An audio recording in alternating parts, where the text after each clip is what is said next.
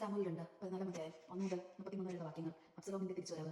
രാജാവിന്റെ ഹൃദയം അബ്സലോമിനെ പാർത്തിരിക്കുന്നുവെന്ന് സെരൂയയുടെ മകൻ യോവാബ് ഗ്രഹിച്ചു. അതുകൊണ്ട് അവൻ തെക്കാവാറിൽ താളയിച്ച് സമർത്ഥനായ ഒരു സ്ത്രീയെ വരുത്തി. നീ ഒരു വിലാപക്കാരിയായി നടിക്കുക, വിലാപ വസ്ത്രം ധരിച്ച് തൈലം പൂശാതെ മരിച്ചവനെ കുറിച്ച് വളരെ ദിവസങ്ങളായി ദുഃഖിച്ചിരിക്കുന്ന സ്ത്രീ എന്ന പോലെ പെരുമാറുക. എന്നിട്ട് രാജസന്നിധിയിൽ ചെന്ന് ഞാൻ പറയുന്നത് പറയുക എന്ന് യോവാബ് അവളോട് ആവശ്യപ്പെട്ടു. പിന്നെ പറയേണ്ട കാര്യം അവൻ അവൾക്ക് വിവരിച്ചു കൊടുത്തു. കാരി രാജസന്നിധിയിൽ ചെന്ന് സാഷ്ടാംഗം നമസ്കരിച്ചു. അവൾ പറഞ്ഞു, തിരുമേനി സഹായിക്കണം, എന്താണ് നിന്റെ പ്രശ്നം? രാജാവ് ചോദിച്ചു. അവൾ പറഞ്ഞു, അടിയനൊരു വിധവ എത്രേ, എന്റെ ഭർത്താവ് മരിച്ചുപോയി. അങ്ങയുടെ ദാസിക്ക് 2 പുത്രന്മാരുണ്ടായിരുന്നു. അവർ വഴക്കിൽ വെച്ച് വഴക്കിട്ട് അവരെ പിടിച്ചു മാറ്റാൻ ആരുമില്ലായിരുന്നു. ഒരുവൻ മറ്റൊരുവനെ അടിച്ചു വന്നു. ഇപ്പോഴോ എന്റെ ചർച്ചക്കാർ എല്ലാവരും ഈ ദാസിക്കെതിരെ തിരിഞ്ഞിരിക്കുന്നു. സഹോദരനെ കൊന്നവനെ വിട്ടുതരിക, മരിച്ചവനു വേണ്ടി ഞങ്ങൾ പ്രതികാരം ചെയ്യട്ടെ, അങ്ങനെ അവന്റെ വംശം നശിപ്പിക്കട്ടെ എന്ന് പറയുന്നു. ശേഷിച്ചിരിക്കുന്ന കനൽ കൂടി അവർ കെടുത്തും. എന്റെ ഭർത്താവിന്റെ നാമം നിലനിർത്താൻ ഭൂമുഖത്ത് ഒരു അവകാശം പോലും ഇല്ലാതെയാകും. അപ്പോൾ രാജാവ് പറഞ്ഞു, വീട്ടിലേക്ക് മടങ്ങുക, നിന്റെ കാര്യത്തിന് ഞാൻ നിർദ്ദേശം കൊടുത്തുകൊള്ളാം.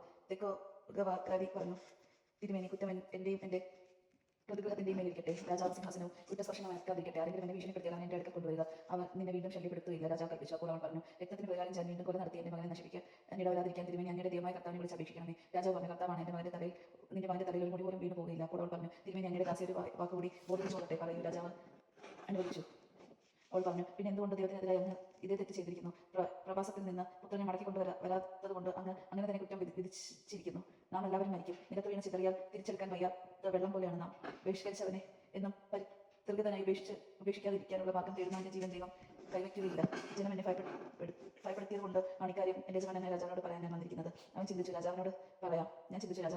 ഈ ദാസിയുടെ അപേക്ഷ രാജാവ് നിറവേറ്റിത്തരും.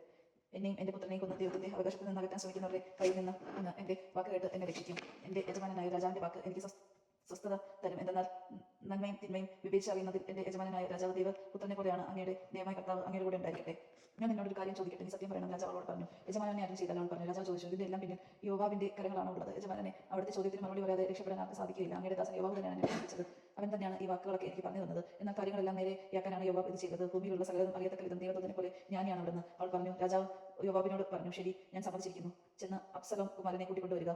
യോവാബ് രാജസന്നിധിയിൽ സാഷ്ടാംഗം പ്രവണിച്ച് പറഞ്ഞു, യജമാനനെ ദൈവം അങ്ങ് അനുഗ്രഹിക്കട്ടെ. അങ്ങേക്ക് അടിയനിൽ പ്രീതി ഉണ്ടെന്ന് ഞാനിപ്പോൾ അറിയുന്നു. ഞാൻ അടിയന്റെ അപേക്ഷ അനുവദിച്ചല്ലോ. യോവാബ് ഗശൂറിൽ ചെന്ന് അബ്സലോമിനെ ജെറുസലേമിൽ കൂട്ടിക്കൊണ്ടുവന്നു. അവൻ സ്വഭവനത്തിൽ താമസിക്കട്ടെ, എനിക്ക് അവനെ കാണണ്ട, രാജാവ് കൽപ്പിച്ചു. അങ്ങനെ അബ്സലോം രാജസന്നിധിയിൽ വരാതെ സ്വന്തം വീട്ടിൽ കഴിഞ്ഞു. ഇസ്രായേലിനെങ്ങും അബ്സലോമിനെ പോലെ സൗന്ദര്യവാനായി ആരും ഉണ്ടായിരുന്നില്ല. അടിമുതൽ മുടി വരെ തികയുറ്റവനായിരുന്നു അവൻ. അവന്റെ മുടി വെട്ടുമ്പോൾ വർഷത്തിൽ ഒരിക്കലാണത് വെട്ടുക. മുടി വളർന്ന് ഭാരമാകുന്നത് കൊണ്ട് മാത്രമേ വെട്ടുന്നത്.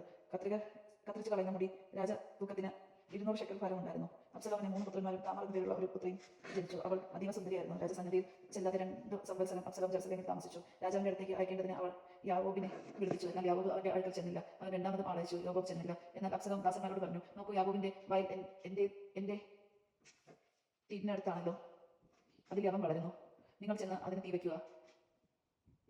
അങ്ങനെ അബ്സലോമിന്റെ ഭൃത്യന്മാർ വയലിലേക്ക് തീ വെച്ചു. യോവാബ് അബ്സലോമിന്റെ വീട്ടിൽ ചെന്ന തന്റെ ദാസന്മാർ എന്റെ വയലിൽ തീ വെച്ചതെന്തെന്ന് അവനോട് ചോദിച്ചു. ഞാൻ വിളിപ്പിച്ചിട്ട് നീ വരാത്തത് കൊണ്ടാണെന്ന് ഗശൂറിൽ നിന്ന് ഞാൻ ഇവിടെ വന്നതെന്തിന് അവിടെ താമസിക്കുകയായിരുന്നു കൂടുതൽ നല്ലത് എന്ന് നിന്നെ അയച്ച രാജാവിനോട് എനിക്ക് പറയാമായിരുന്നു. അബ്സലോം മറുപടി പറഞ്ഞു, അവൻ തുടർന്ന് താൻ രാജസന്നിധിയിൽ ചെല്ലട്ടെ എന്ന കുറ്റമുണ്ടെങ്കിൽ അവൻ എന്നെ കൊല്ലട്ടെ. അപ്പോൾ യോവാബ് രാജസന്നിധിയിൽ ചെന്ന വിവരം പറഞ്ഞു. രാജാവ് അബ്സലോമിനെ വിളിച്ചു. അങ്ങനെ അവൻ രാജസന്നിധിയിൽ സാഷ്ടാംഗം പ്രവണിച്ച് രാജാവ് അബ്സലോമിനെ ചുംബിച്ചു. ദൈവജനമാണ് നാം കേട്ടത്. നമുക്ക് ദൈവത്തെ സ്തുതിക്കാം. ക്രിസ്ത്യാനിക്ക് സ്തുതി.